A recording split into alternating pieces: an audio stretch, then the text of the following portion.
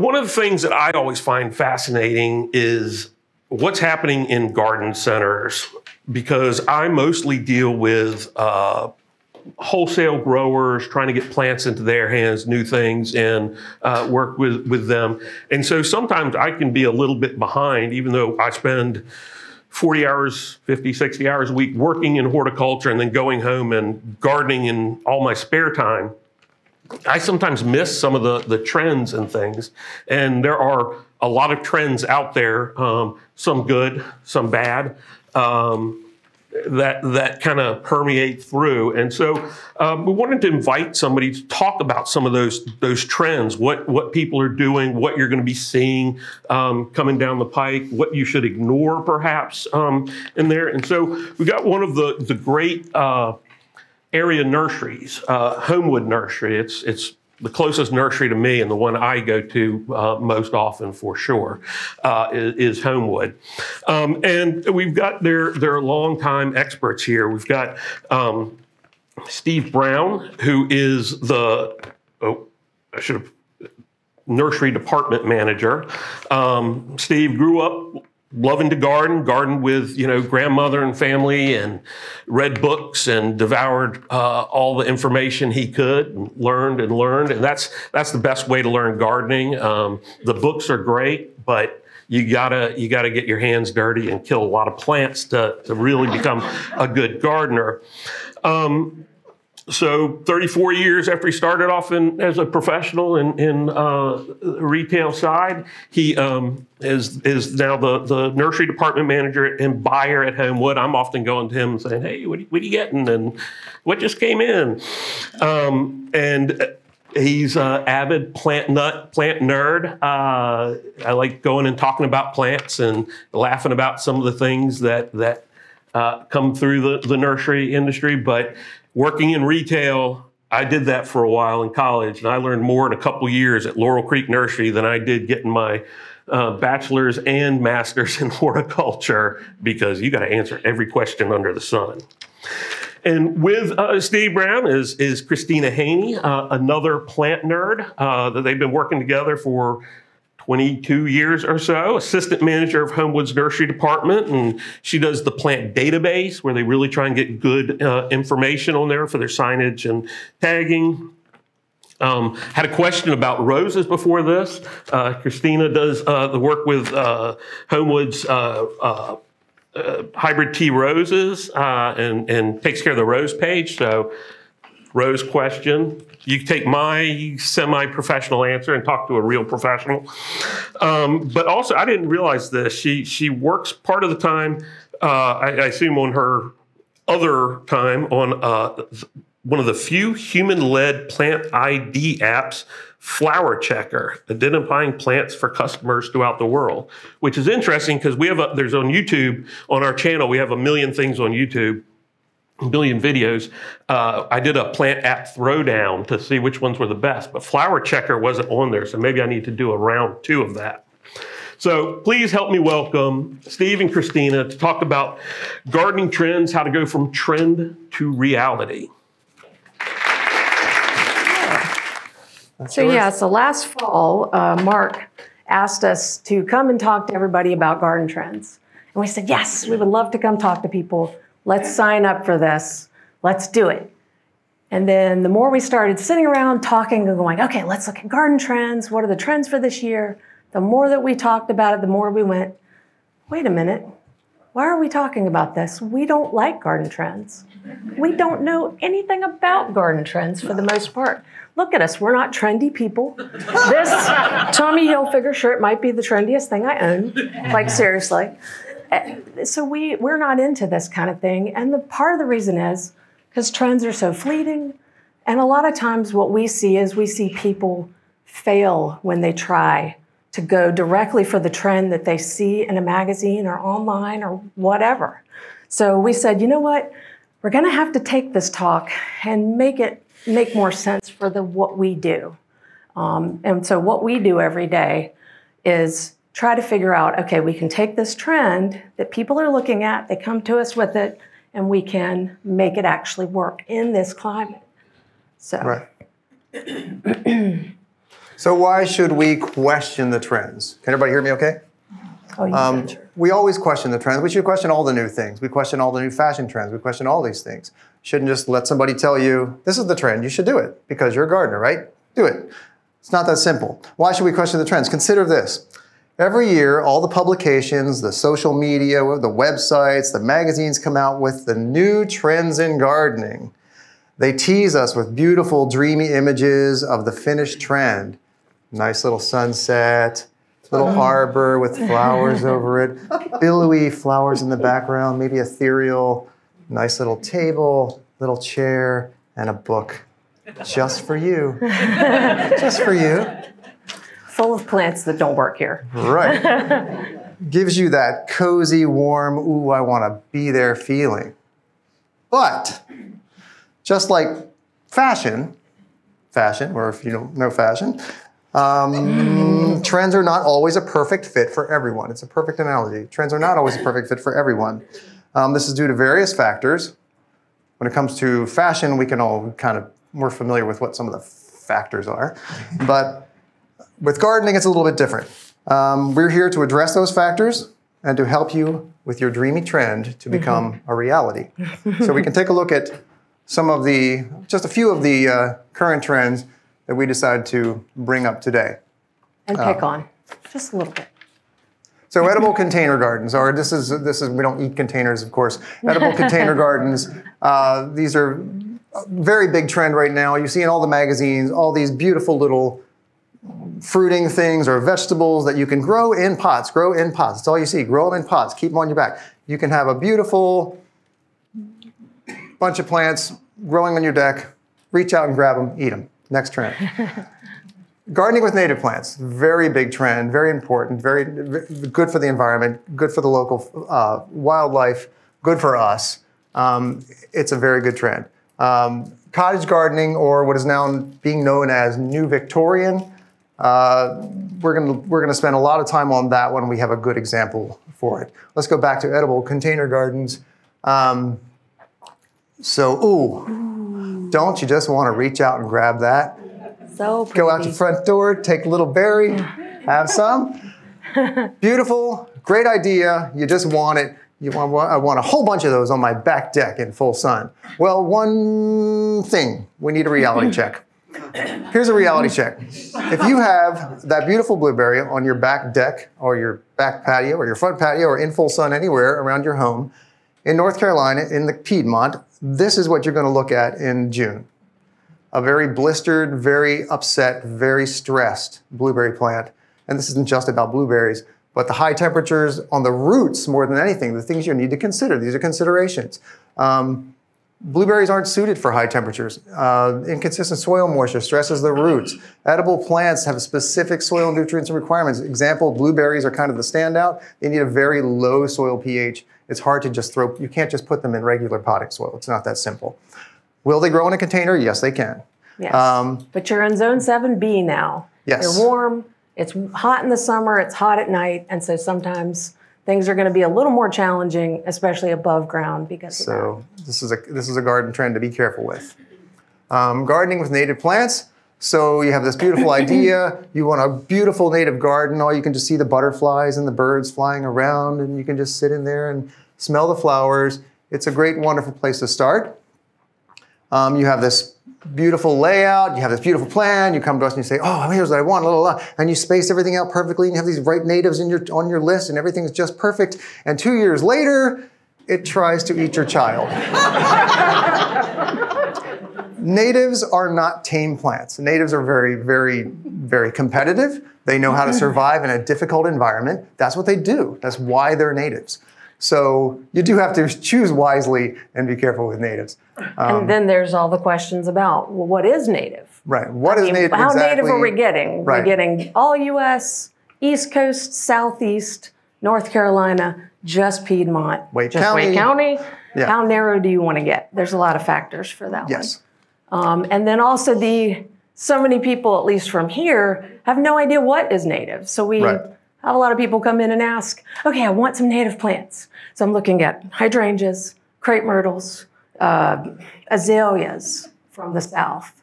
Yeah, well, they're from Asia, most of them. So Yeah, we get that a lot. Yeah. And then cultural issues, of course, as with anything, you have to keep your soil and your sunlight in mind. You can't put a sun native in a partially shaded pine barren. It's not going to do very well. And most natives, most perennial natives at least, want really good drainage, and that's not something we have a lot of here if you haven't discovered that yet. Yeah. Or the clear-cut new construction. You put them into that kind of environment and that kind of soil, and they just don't do that well. So we're being very negative right now, obviously. And that Steve was worried about this. He's like, but Christina, we're starting so negative. And I'm like, okay, it's going to be okay. We're gonna crush them down a little bit, and we're going to build them back up again. Because that's what we have to do. Right. Anyway, and then availability. Availability issues, that's another thing for us as buyers in the retail nursery world. It's getting better, but there aren't a lot of options to buy natives for the retail world right now. You have some, but people come to us with a list of wonderful natives, and we go, oh, I don't know where you're going to find that. You might have to go online and order it through a website. Yeah. We're working on that. Mark's going to help us work on that. Greg's going to help us work on that. And then cottage gardening, of course. Wow, look at that. Storybook cottage garden. Beautiful. You just want to walk down that path and relax. And if you guys are coming from up north, this kind of thing may have been a possibility. I mean, exactly like this. I don't know where everybody's from, but if you're from West Coast California or you're from the Northeast, then this is very doable. Yes. But here, reality check. Right, and that's true. And that's not to say you can't mimic this look, but there you go. Most of these magazine pictures, these temptations you see in publications, were not from anywhere around here. Yeah, I forgot to look up where that blog was from, but it's not from here. I can assure you. And it's also higher maintenance than it looks. Everybody always wants a cottage garden until they realize, yeah, you got a lot of tidying that you have to do, and it takes actually a lot of work, even though it looks messy, purposefully messy. It's actually a lot. So we're going to spend a little more time on this and tell you about this is where Laurel comes in. So when we started kind of figuring out, okay, how are we going to do this and how are we going to make it positive? We want to people want to do these trends, and they're doable. There's a process to get there for it. And then that made me think of Laurel. We met Laurel several years ago. I contacted her and said, hey, can we use you as an example? Because you're perfect. You basically let us sort of beat up on you a little bit in your ideas, but then we were able to mold you and take that and make it work. So when we first met Laurel, she came to us with a picture of her house. Cute little house, beautiful front and everything, and looked so cottage garden. And cottage gardening was just starting to get really hot at that time. And so she was like, okay, here we go. I've got this beautiful cottage garden, and I want to make it a cottage garden, whole front yard. I said, okay, this is awesome. I love this. And she had already done a bunch of prep work, and she starts showing me the pictures of what she wants. Okay, boom, it's just something like this. Like that. Ooh, yeah. Ooh, like that. Yeah. That one. Give me that one. And I said, okay. Yeah, it's going to be a little bit tough. And she's like, no, it's okay. I've got a plan that I got off the internet, and I got a list. And I said, okay, then let's work on that list. Let's see what I can get for you. So we start with this and the vision and what she thinks she wants. The trend. And eventually, we did get there. It looked very different, though, from what she thought it was going to be. Because when she came in, we started with the first idea. The first idea being, okay, we're going to take what you think you want. We're going to take that, and we're not going to be literal with it. We can't just look at these pictures, look at these plans, and go, yes, we're going to follow this like a recipe. We're going to go with every single plant on this list. It wasn't going to work. So I had to tell her, okay, let's just tone all that down and say, okay, these pictures you're looking at are not from here. I can't remember. I didn't ask her where she had moved from, but I don't think it was here. So I warned her, most of the pictures that you see when you look online, you're looking, these are the pictures from Monrovia's garden trends for this year. Monrovia Nursery, are you familiar with Monrovia Nursery? Yeah, they're pretty big. On the West Coast. They're mostly on the West Coast. They have a branch down in Georgia, but most of the things that they talk about are what a lot of people go with. I mean, they're pretty into the industry. And so when they come out with their list every year, it's pictures like this. And I mean, these are somewhere in the Southwest, or actually most of them are somewhere on the West Coast. I don't even think they use much East Coast pictures. But it's all these different things that if you took them literally, are not going to be great here without a lot of work, without a lot of change. So, so this was kind of the first thing that we had to warn Laurel about, is we're going to have to be flexible because this trend is not going to work at face value. And so she started out, she had her, here's what I want from everything. Here's my plan. I said, here it is. It's already laid out. Everything's counted. And, had a list. And I went through and said, okay, it's going to be like this, but it's going to be different now.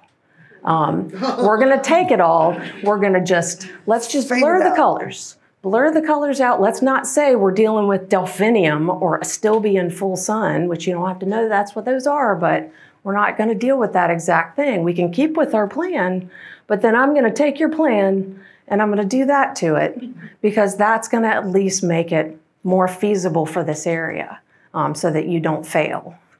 And then at that point she said, okay, well, this explains why I have failed a little bit for the past couple years because I've been doing this on my own, and I've been researching stuff online and finding these plans and these plants online, and it hasn't been working. And I said, well, that's because, they don't like you and they don't like here. So. An additional fact about Laurel's original garden, she's surrounded by pine trees completely. So very little full sun space. Yeah. It was partial sun to less everywhere. Mm-hmm. That's another challenge. Right.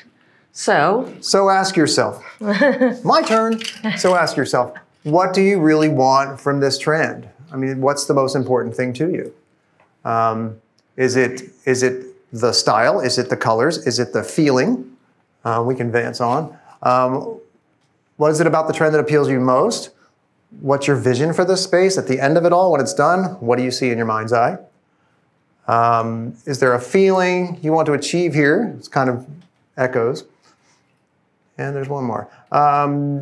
Do you have a particular color palette in mind? With a cottage garden style, we usually would assume more pastel, billowy, very light color tone. Laurel said, no, I want color. And she wanted more vivid colors and brightness and happiness, and that was great. Yep, because she wanted a happy place. But that's kind of how we progressed, is from that, okay, we took what you thought you wanted, we're going to blur everything out a little bit, and then we're going to start working towards, well, what were we going for in the first place? Right.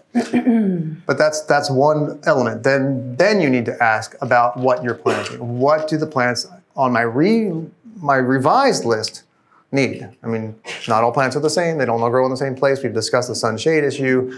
What are they going to have to endure, or can you change them to something that will? What's the sun exposure? What's that going to be about? Soil type, drainage. Soil type is a big one here. We have very clay-based heavy soil in most areas. You're lucky if you're in a sandy ribbon, but most plants don't like that. You have to fix it. Space to grow. Okay, I want this antique rose in my vintage cottage garden, but it's going to grow 6 to 8 feet tall and 6 to 8 feet wide. Can you accommodate that? Is that going to work? Think about those things. Pest control, always a factor. That's a factor. You got to think about that. Yeah, pests can be this big or that big. They all eat. They all cause trouble. So something to consider. And that's the thing that we didn't find out till later, that Laurel had a horrible deer problem. I mean, like herds and herds, because of how far in the woods she was. So then it was, okay, well, we've got to figure out too, how are we going to deal with that? And luckily she had a little fence, and we've done some other things, but yeah. So that was a factor, because a lot of the cottage garden plants we came up with ended up being deer food too. So we're really narrowing the list at this point of things that don't need full blazing sun, and then also can be deer resistant, or they have to all go inside the fence. So And then, so we're saying, okay, well, we've got to make sure that everything is right or whatever. And you say, no, but I really want this. I really want this trend. Tough noogies, we're doing it. And so if she had come to us with her picture of her front yard and us seeing the fact that she's got all the woods in the back, and that's what she's working with, woodlandy kind of soil probably, a lot of shade. If she had come to me and said, I want that. I want a Mediterranean garden. I want to feel like I'm in Greece with the agave and the thyme and just very xeric, very deserty. And I would have said, well, how much money do you have? How much do you want this? And she said, yes, I want to do this. And I would say, okay, great.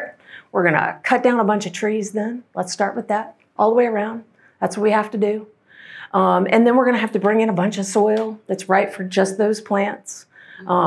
And I think eventually she would have figured out that I was probably being sarcastic and that it makes absolutely no sense, because unless you have just a bunch of money to burn, there is no reason why you would go from that to that. So it makes more sense that if you are going to go with the trend, that you at least are choosing one that maybe works with what you already have. Some trends are adaptable, but some others they're not going to work with your space, your yard that you're dealing with. So what you can do about that, talk to a local pro. We're all around you. Garden centers are here, lots of pros you can talk to. The Arboretum is here, the staff can always help with that. As Mark mentioned, there are other garden centers and botanical gardens that you can source from. Master gardeners, great source, extension agents, all helpful. One thing, next. Google is not your friend. Google is not your friend. Google's a great source to look up things and discover things and learn about things, but don't assume anything that they're learning. I shouldn't say Google, but the internet, The internet's not going to tell you what you need to know about here and now. So, right. Or it may be careful with that. It may tell you things like when you look up what zone you're in zone 7B. But that's only talking about pretty much the coldness. How cold do we get in the wintertime? Right. It's not telling you how hot do we get in the summer, how hot does it stay at night? And so a lot of people that come to us and try to talk about trends and the plants they want for them, and they'll say, oh no, it says zone 3 to 8. I lived in Oregon for 10 years. Lived in Portland for 10 years. That's zone 7B in the Pacific Northwest. Mm-hmm. If you look at a Harding zone map, the zones kind of go like this in a big U shape around the country. Well, that 7B and this 7B are entirely different places. Mm-hmm. The basic minimum low temperatures are about the same, but the heat and humidity here, they don't have there. The nights are cool there. The days are not warm. And there's very little humidity. So a plant that's for that 7B zone and this 7B zone do not always work together. Yeah. So it's important. Heat zones matter. Right. And a lot of the plants you look at will not necessarily tell you right off the bat what the heat zone is. It'll say the zone and they mean cold. So you may have to look into the heat zone. And then it's okay to get advice from non-pros, but always fact check with a pro. Maybe a neighbor who's just say, oh, I've done this, I'll help you out. That's great, wonderful. Home Depot, places like that know a little bit about plants, great. But always fact check with a pro. We're not endorsing us by any means, but people who've been in there and done that, the Arboretum staff, gardeners in the area, master gardeners, they can help you with very specific problems. Yeah. Before it's a problem. Most of us at least have grown some of the plants. I mean, I don't know about Steve, but I like to push my boundaries. So, I mean, I'm more likely to try out plants that, they say it won't grow here, but I'm going to give it a go anyway. Oh, yeah. So you'll find that a lot of us more seasoned gardeners here will have tried a bunch of stuff. Or places like Plant Delight's Nursery, which they mentioned earlier, they're pushing all kinds of boundaries too. So that's a really good source. If I'm trying to find out about a plant that I don't know if it's going to grow here or not, often I will look at Plant Delight's Nursery to see if they carry it. Because if they do, then most likely it's something that's been tried here and at least somewhat proven to do well. And that goes for the Arboretum as well. And the Arboretum. Right over here to the west side of the building, there's an entire xeric garden that is like that desert picture that Christina showed you. Mark can probably tell you a lot about what it took to create that, but there it is. Yeah, probably a lot of time and money and dirt to get it to work. But above all, we just want to make sure everybody realizes that it's easy to look at the glossy pictures. You know, I always say magazine because that's kind of old school, but pictures online that are showing you all this brightly colored, and it may not even be photoshopped. It's real pictures, but it's the things trying to push this trend or whatever, this idea. And so they're not, you know, this isn't showing you here we just put it in and it's been through a North Carolina summer kind of thing. It is a process, and there are things that you will learn along the way. So in Laurel's yard, we had to figure out, okay, where's the sun? Where do we have to keep things out of a deer zone? You know, so there was a lot of, oh yeah, I think this is the sunniest area. And then a year or two later, we figure out, no, it's not. It's over there in that corner. And so luckily she was able to work with us and figure that out. Soil type.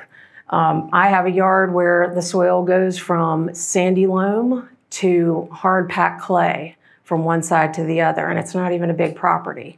So I've had to figure out over the years, oh, okay, stuff will work in this space, but not this space. And so that was just kind of trial and error for that. But yeah, lighting is a biggie, because unless you're gonna plant a bunch of trees to make some shade or cut down a bunch, your shade and sun spaces are fairly constant.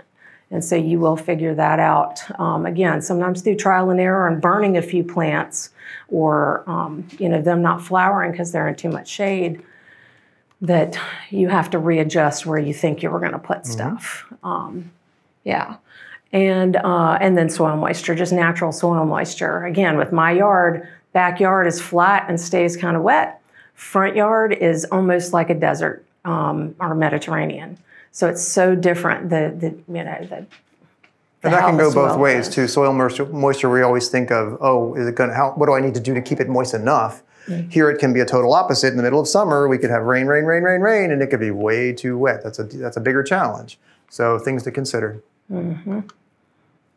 And then just the thing about trends, and the thing that we worry about when we see a trend of any sort is, you know, we get people who are, if you're very into trends, tend to be very gung-ho. Okay, great, let's get it done. We're going to put this much money towards it. We're going to buy all the things, and boom, it's going to be set.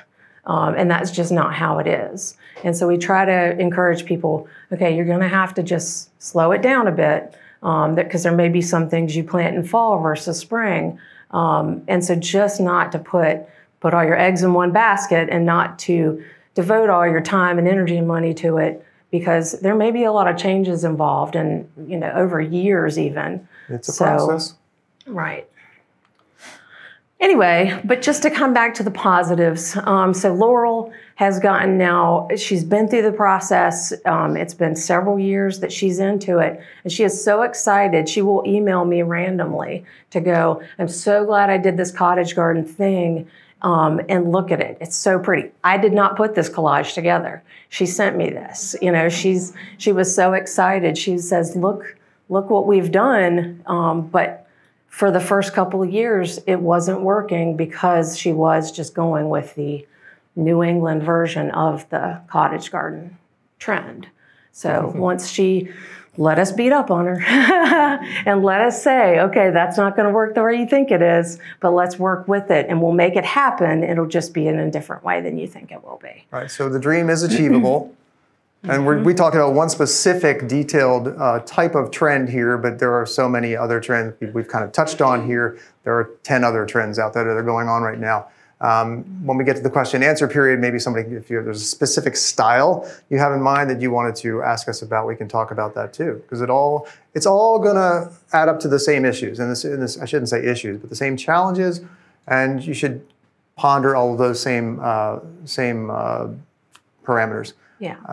And we can still get around them, even if this had been Mediterranean garden or whatever. Maybe not in her yard, but all of these things we can get around. And make it happen. It just may be a process. So just to go back through, well, we're recapping, it's okay. Helps to recap. How do we win the trend? We want to be successful with this. Use the trend for inspiration only. Number 2 is ask yourself, what do I really want from this trend? I think that's the most important question. Before you jump into anything, you want to know why you're doing it, right? Yeah, why did it attract you? Right. What about it when you look at that picture is making you go, oh man, I really need to do this. That beautiful sunset. Yeah, let's capture the feeling first. What do the plants need? That's very important. That goes for any type of gardening. I'm sure you all know that. Talk to a pro. That's going to help a lot. Especially, and even if it's not something that's like a big challenge question, we're always there. You can always call us and say, here's a quick question, blah, blah, blah. We're going to give you a great answer. Doesn't cost you anything. It's just, we're here for you. Learn as you go. It's a process, definitely a process. The learning is knowledge. Knowledge is power. So you can move on with that one. Anyway, so just, to reiterate, it's possible, we can do it, we just have to work through it all and figure out how are we going to make it actually work in Central North Carolina. So there we go. Trend achieved.